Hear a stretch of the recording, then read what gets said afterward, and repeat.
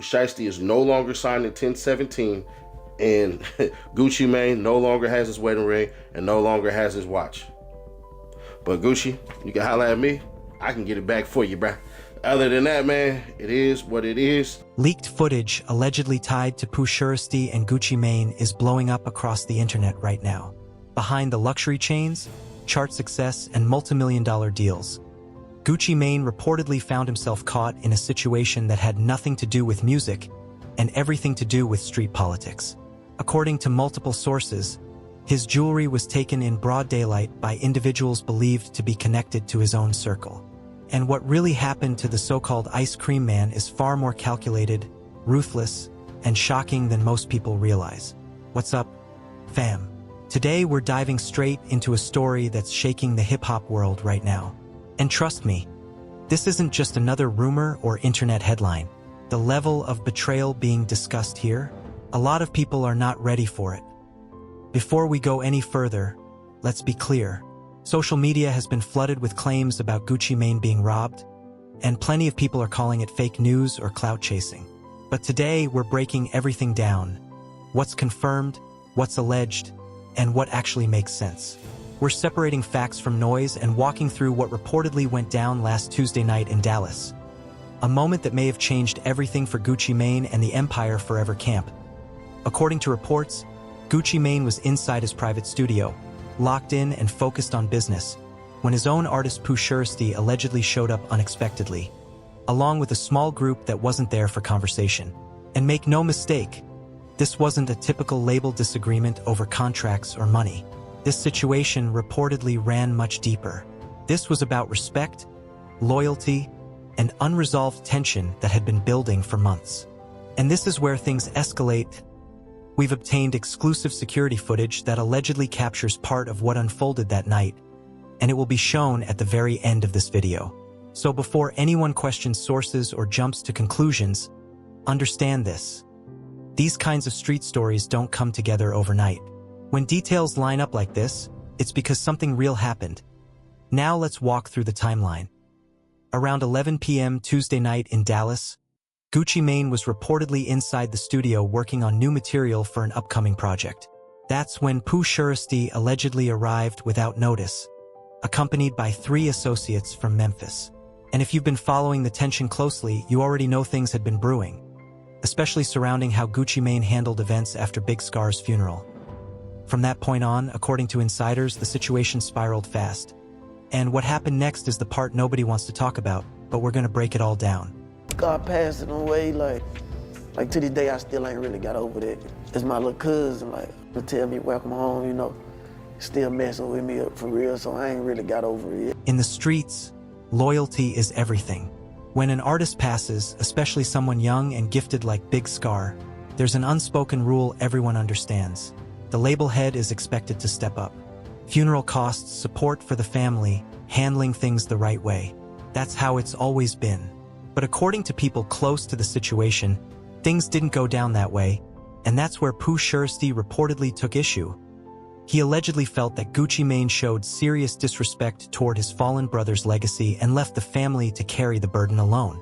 And this is where the details start to matter.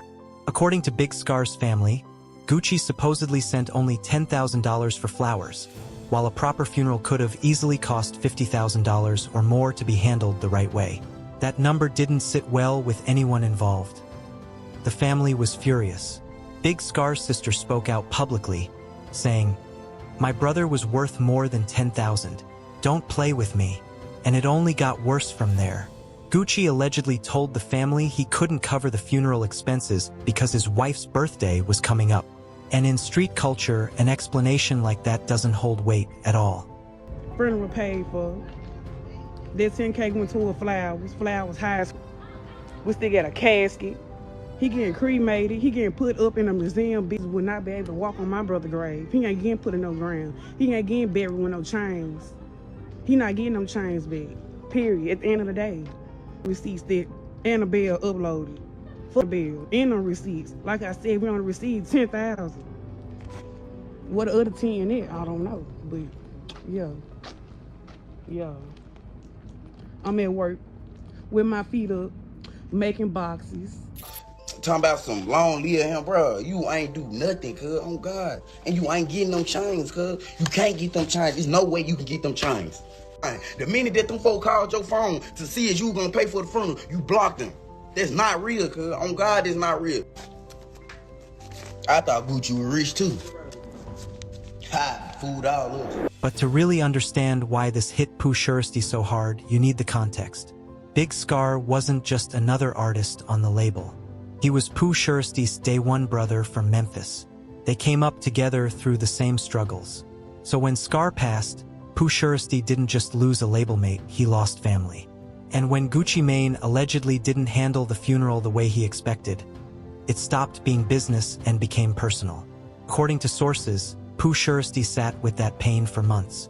By the time he walked into the Dallas studio, he wasn't there to make music or talk contracts.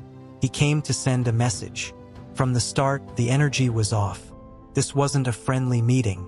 Pooh Shiesty reportedly told Gucci directly that he no longer wanted to be part of the label and explained why. Gucci tried to slow things down, talking about loyalty and unity, but Pooh Shiesty wasn't trying to hear it. He made it clear how deeply the Big Scar situation affected him. After about 25 minutes of heated back and forth, Pooh Shiesty reportedly ended the conversation, saying this would be the last time they spoke. He gathered his things and walked out. What no one inside the studio saw coming was what was happening outside. Pooh Shiesty's YNs were already waiting in 2 vehicles. While he was inside confronting Gucci, his crew was positioning themselves. The timing wasn't random. The moment Pooh Shiesty left, his crew allegedly moved fast and coordinated. There was no talking. According to reports, they took Gucci Mane's jewelry. First his wedding ring, then his Patek Philippe watch. In under 30 seconds, hundreds of thousands of dollars worth of jewelry was gone. And according to insiders, this wasn't impulsive. It was planned. The confrontation inside wasn't just emotional, it was a distraction. In the streets, a move like this isn't about money. It's about sending a message.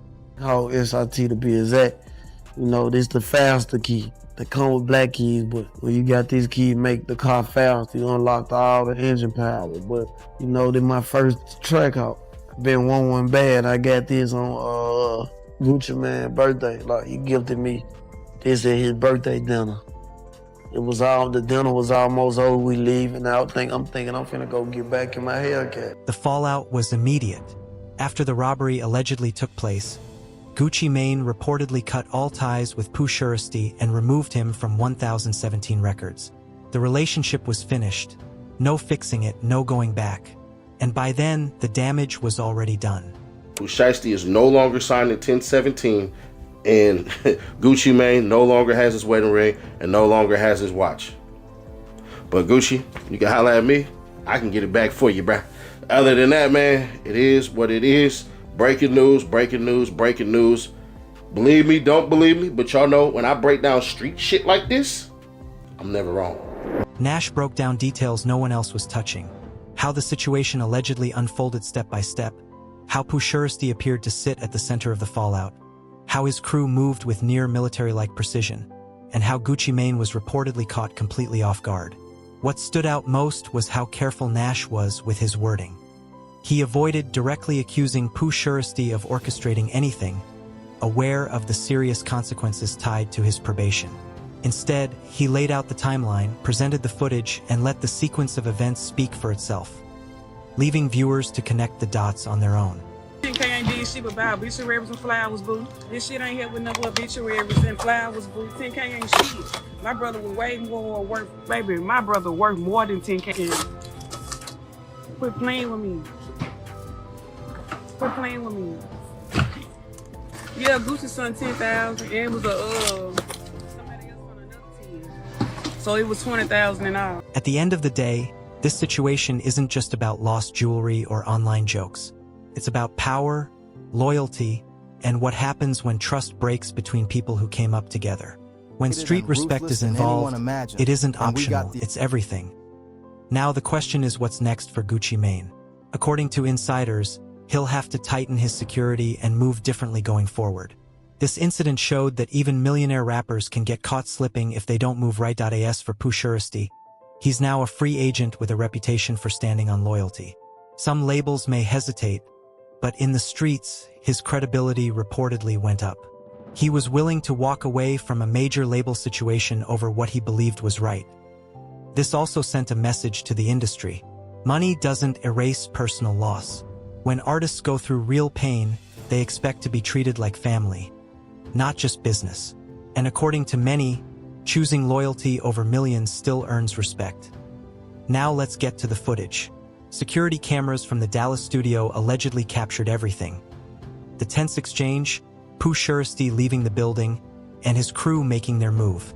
The footage is already going viral and appears to line up with the timeline we just broke down.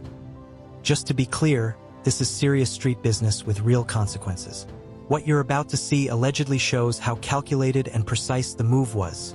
From the YNs waiting outside to Gucci Mane's reaction afterward. Now it's your turn.